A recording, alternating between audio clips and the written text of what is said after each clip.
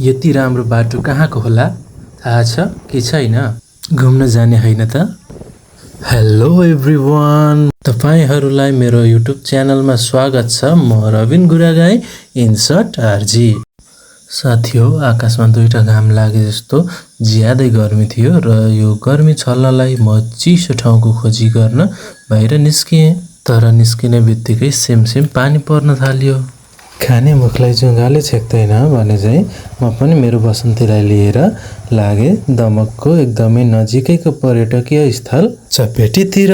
साथी हो, यो चाहिँ फागुनन्द चोक हो दमकको र यो चाहिँ 150 मा एक बोतल उखुको जुस पाउने ठाउँ हो। अब चाहिँ म यो औँला देखाएपट्टि गएँ।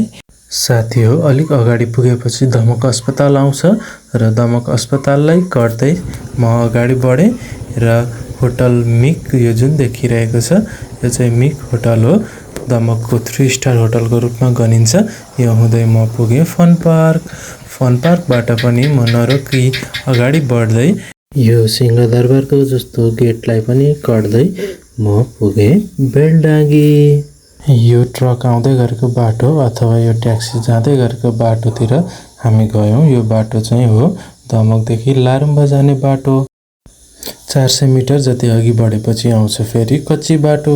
यो बाटो चाहिँ पहिला नै पिच भएको थियो, अहिले बिग्रेको छ र अलिक अगाडि जाँदा फेरि राम्रो बाटो आउँछ र यो चाहिँ हो रतुवा पुल।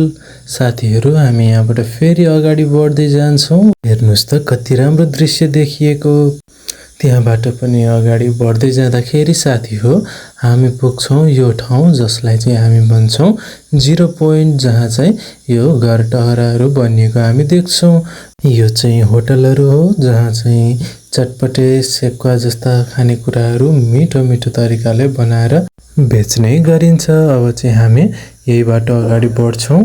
यहाँ आइपुगेपछि तल झर्ने बाटो आउँछ र अब हामी यहाँबाट तल जान्छौँ। तल झर्ने बाटो पनि पिचै पिच बनाएको छ। चपेटीको यात्रामा थोरै अगाडि बढ्दाखेरि यस्तो बाटो आउँछ र यहाँबाट हामीले चपेटी पर्यटकीय स्थलको गेट पनि देख्न सकिन्छ।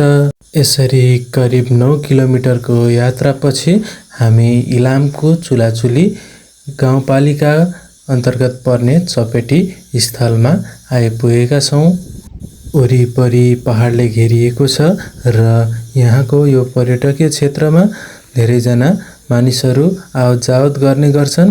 विभिन्न पिकनिक प्रोग्रामहरू पनि यहाँ अर्गनाइज गर्ने गरिन्छ भने यहाँ अहिले पनि केही रूपमा केही मानिसहरू पिकनिक खाइरहेको पनि हामी देख्न सक्छौँ।